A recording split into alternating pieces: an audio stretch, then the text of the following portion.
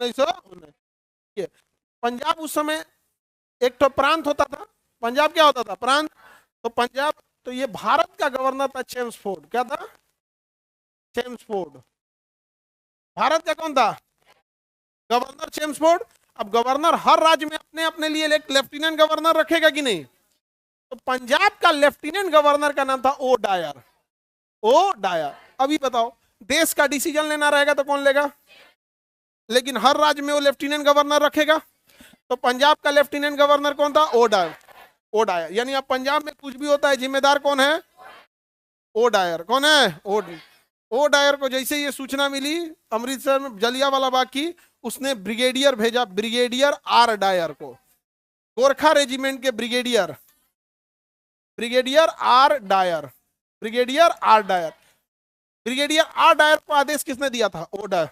अपने से सोच के देखो, जब तक पंजाब का लेफ्टिनेंट गवर्नर आदेश नहीं देगा सेना गोली चलाएगी? तो आर डायर तो सेना था, सेना को आप कैसे क्या कहिएगा, उसकी तो मजबूरी होती है। आदेश आया तो मारना पड़ेगा, आदेश आया तो मारना पड़ेगा। तो आके चालू गोली चला दिया कौन? गोरखा रेजिमेंट को लाया था, गोरखा रेजिमेंट को। और उस समय ऑटोमेटिक गन नहीं होती थी, तो ज्यादा से ज्यादा लोगों को मारा जा सके, इसलिए दो लाइन में सैनिकों को लगाया था, दो लाइन में।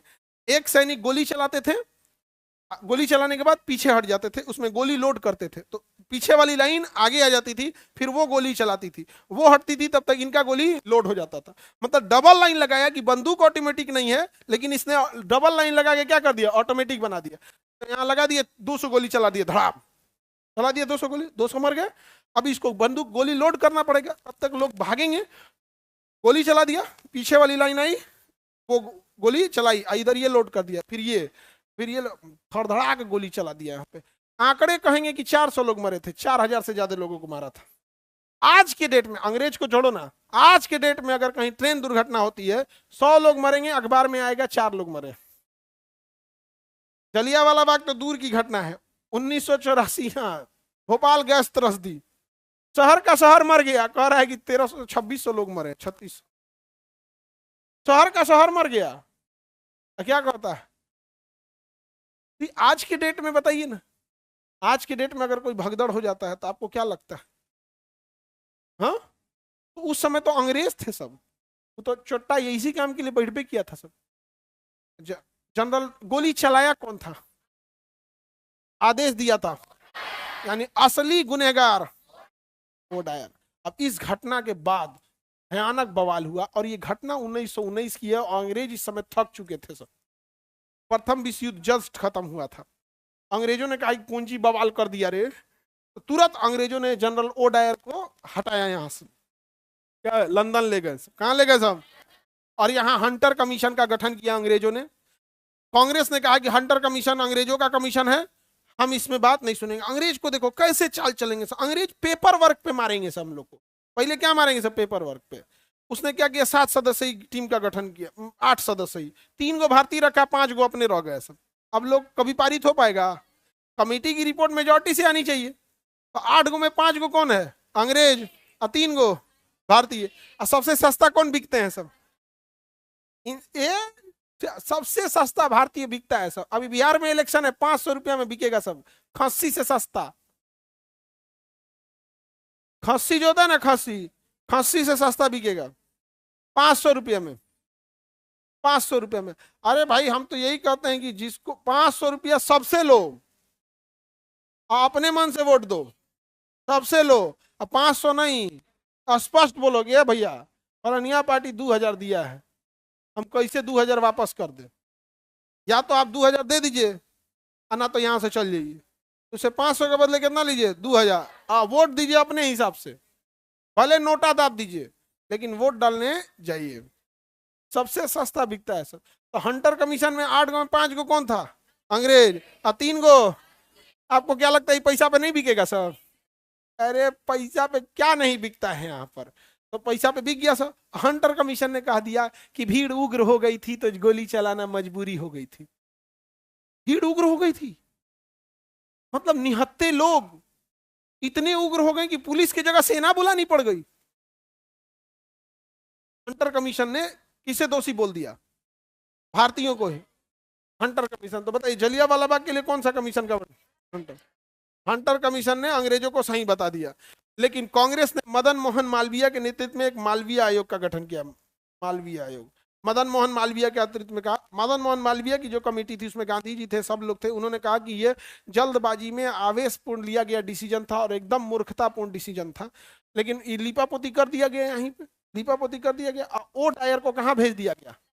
लंदन में भेज दिया। और लंदन जब ये उतरा ना तो इसको 2600 पाउंड पैसा दिया गया। हाँ, अभी 2600 का मतलब अभी 1 पाउंड 100 रुपया के बराबर चल रहा है। तो 2600 मतलब अभी 100 से गुणा कर दो, यानी 2 जीरो बना लेते हैं। कहीं दाई सैकड़ा हजार 10,000 लाख, 2,60,000, 2,60,000 उस समय। सोचिए कितनी बड़ी धनराशि थी। 2600, गवर्नर जनरल का सैलरी नहीं था इतना, और उतना उसको क्या दिया गया? सम्मान। और ब्रिटेन का शेर कहा गया। क्या कहा गया? ब्रिटेन का शेर। और सम्मान में तलवार दिया गया किसको? ओ डायर को। ओ डायर को। सोचिए इससे ज्यादा नीचता हो सकती? हाँ, आप ये सवाल ना पूछ सके इसलिए अंग्रेज जाते जाते 2 विभाजन किया सब, और विभाजन का जिम्मेदार गांधी को थोप के चल गया सब, बस इसलिए कि आप उन अंग्रेजों से सवाल ना पूछ सके। वरना अगर विभाजन नहीं हुआ रहता ना, अगर विभाजन नहीं हुआ रहता तो यकीन मानिए ये जो महारानी जो बैठ के कोहिनूर हीरा पहन के ताज में रखी है ना, अभी तक ना ये चोटीन का ताज छोड़िए ना, महारानी सहित उठा लाते लोग। समझ में आ गया कि नहीं आ गया?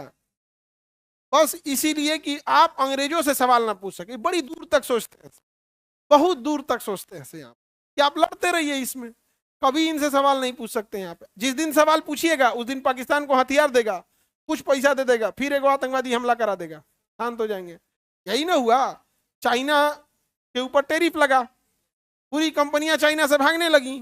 अब दिखा कि भारत में भागेंगी, चाइना फोन किया पाकिस्तान को, क्या भैया ये तो सारी कंपनी भारत में भाग जाएगी।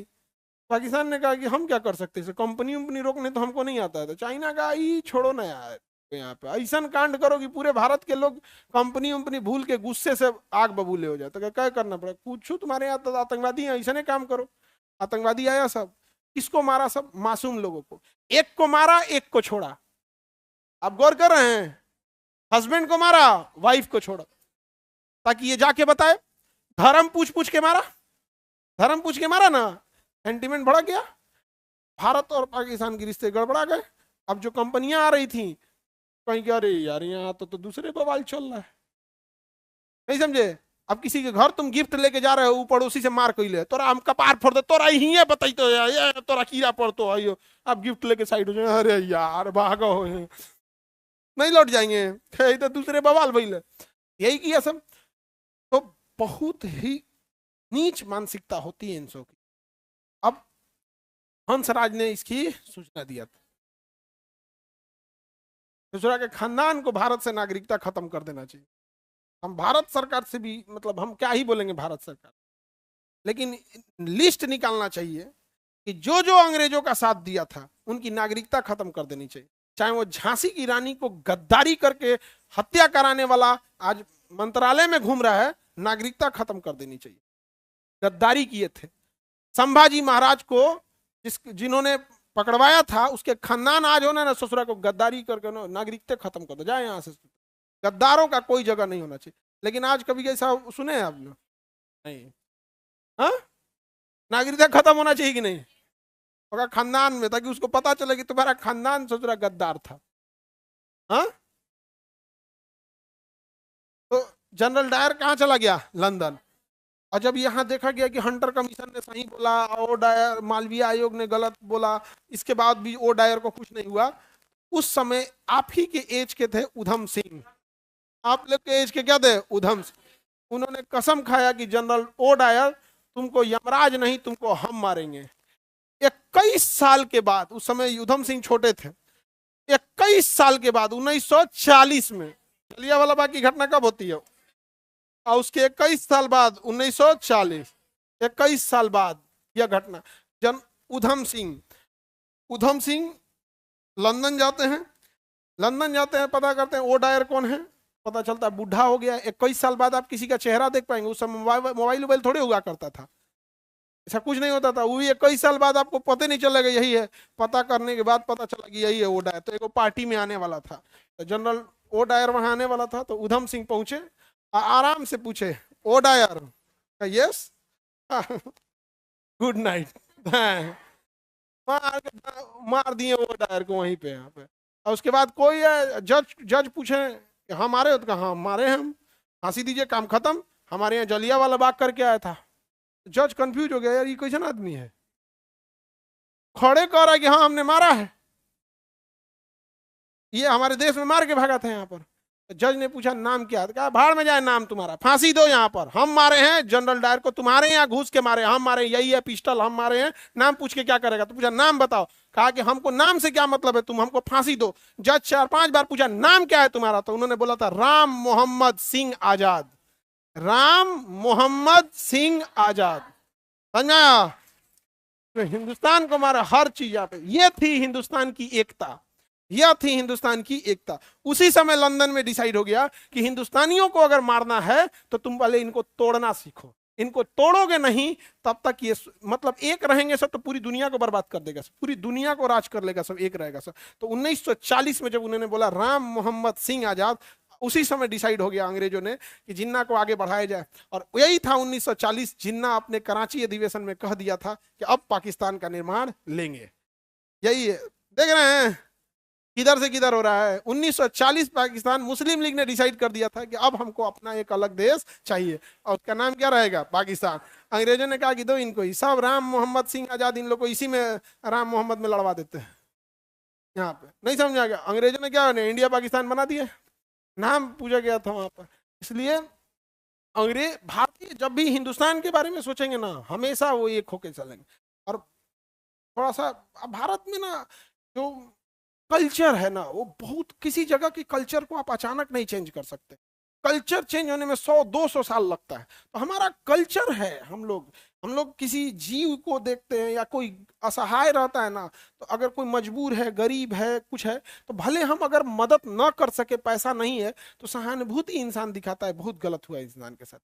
अंग्रेज सब में जर के मर जाओगे, एम्बुलेंस से आएगी ले जाने के लिए, पड़ोसी मन कौन ची, कोई नहीं होता है यहाँ पे।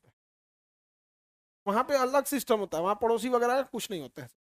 भारत में अलग है कि जो इलेक्शन वगैरह आता है तो जाति धर्म ये सब चीजें में लड़ा देता है।